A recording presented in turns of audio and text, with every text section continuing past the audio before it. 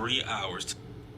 A woman drove 3 hours to confront a man who left racist and hateful comments under one of her posts. I found the actual video here on TikTok. I'll play it for you right now. But let this be a lesson to those of you who choose to leave comments under people's posts. ልንማርበት የሚገባ ፖስት ነው።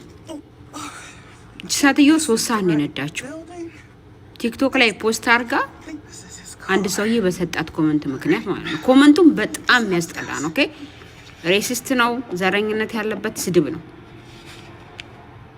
የጻፈው። ከዛም ሄደችለታ 3 ሰዓት ነታን ሄደችው ይቅርታ እንዲጠይቃት ማለት ነው።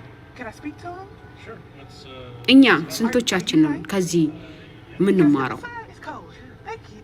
የኛ ኮሜንትን ታቁታላችሁ። ዩቲዩብ ላይ፣ ቲክቶክ ላይ፣ ኢንስታግራም ላይ ስድብ ስድብ ስድብ ስድብ። ያም ደግሞ ስድብ እኮ አይደለም። እናት ምሳደባለ፣ አባት ምሳደባለ፣ ሰውየውን ምሳደባለ። ምን አመጣው? ለምንድን ነው የምንሳደበው? ስነ ምግባራችን የጠፋ ሞራል ኤቲክስ የሚባለው ነገር ይጠፍቶ ነው። እኔ በጣም ነው የሚገርመኝ። ደግሞ እኮ የሚገርማችሁ ብዙ ክርስቲያን ነው ላይክ እውነት ለመናገር ምንም ውሸት የለበት ወይ ጴንጤ ነው ወይ ኦርቶዶክስ ነው ወይም ደግሞ አሮ ነው ሙስሊሞች ሊኖሩ ይችላሉ። አንዳንድ አማኝ ነው ሆነም ቀረ ማለት ነው።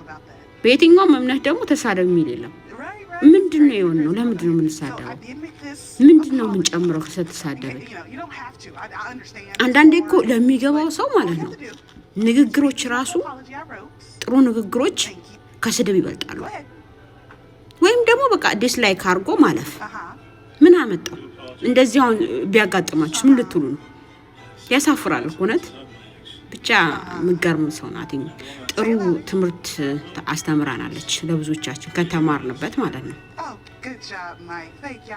እሺ ግድ ጃብ አለች።